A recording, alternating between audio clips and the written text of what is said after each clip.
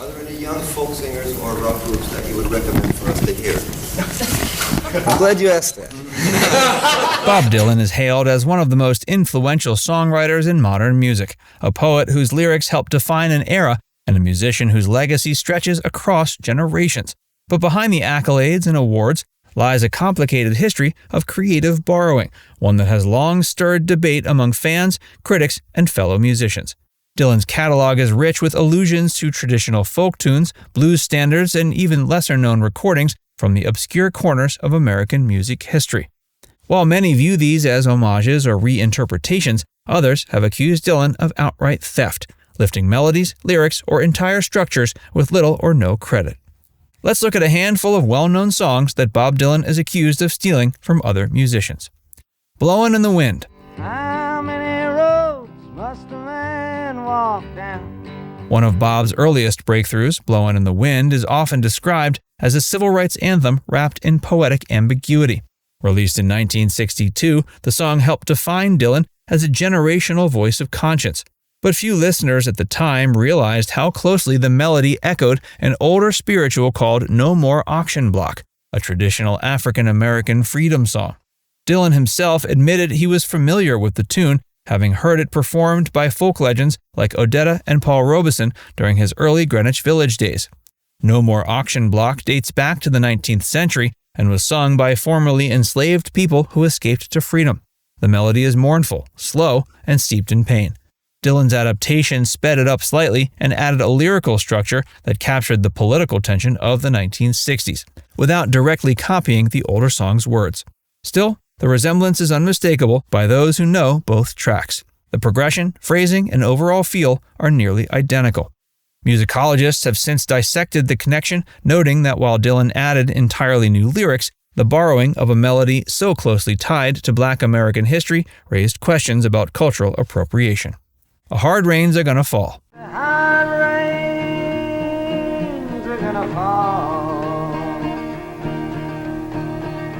Oh, what did you see, my blue-eyed son? A Hard Rains Are Gonna Fall is often regarded as one of Dylan's most searing early compositions, a sprawling, apocalyptic vision written during the height of Cold War anxieties.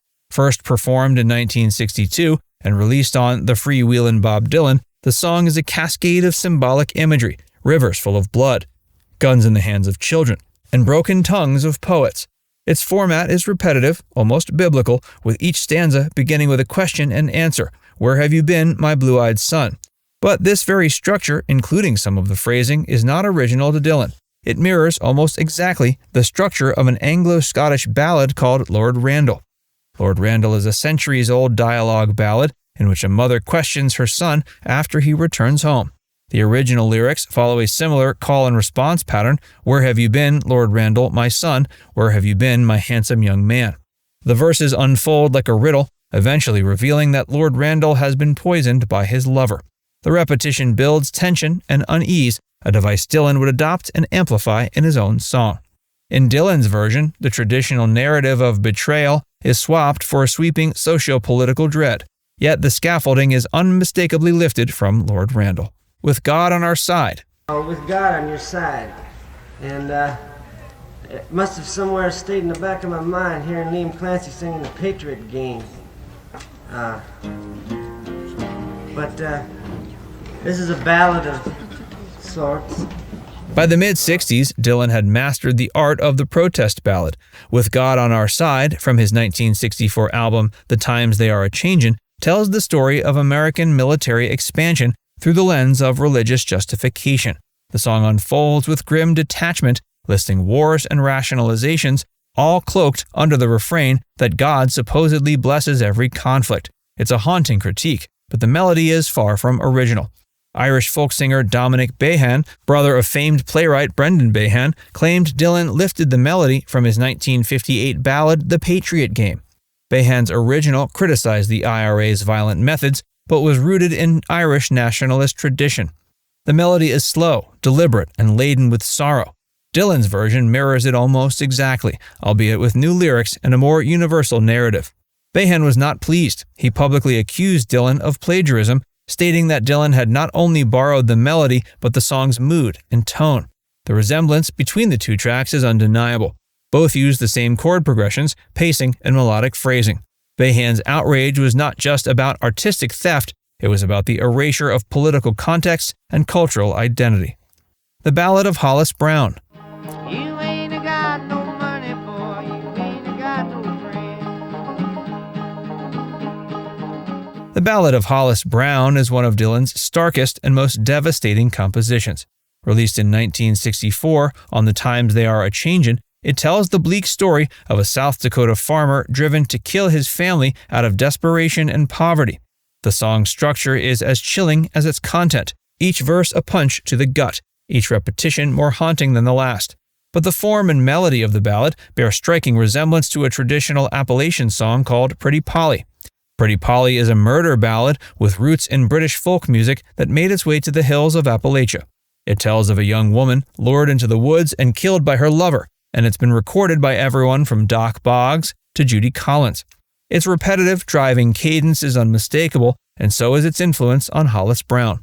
Dylan's song borrows not just the melody, but the narrative technique as well.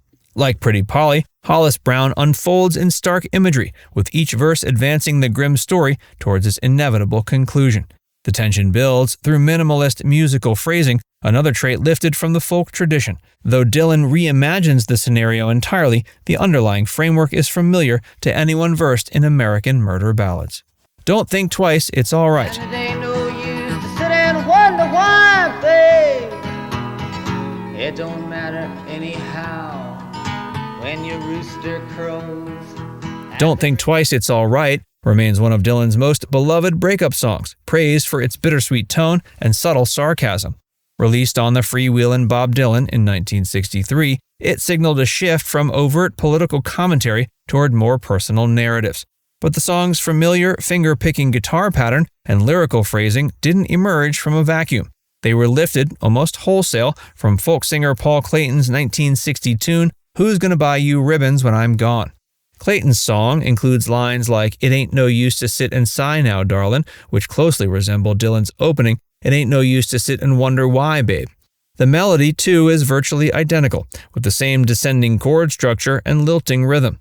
Clayton, an accomplished folklorist and musician, was reportedly friendly with Dylan at the time. According to some accounts, Clayton didn't object to the borrowing, but others claim he felt overshadowed. Unlike earlier borrowings from public domain songs, this case involved a contemporary artist with a copyrighted song. But because the folk community often traded lyrics and melodies informally, it was difficult to draw a legal line. Love and Theft. Get on bad terms with a younger man. Oh, young age, don't carry weight.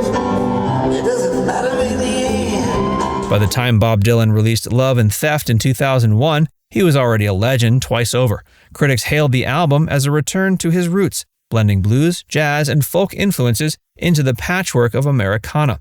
But closer inspection revealed that Dylan had done more than just echo the past. He had borrowed from it, sometimes word for word.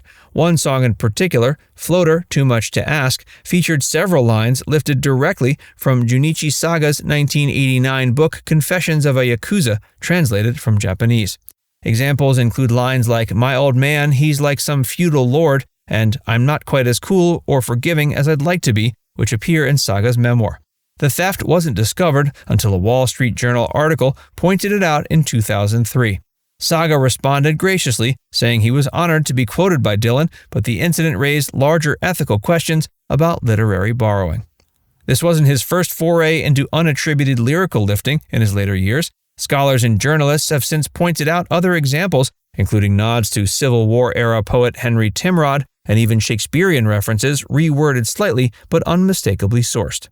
While Dylan has never directly addressed these allegations, defenders argue the practice is consistent with folk traditions. Now it's time to hear from you.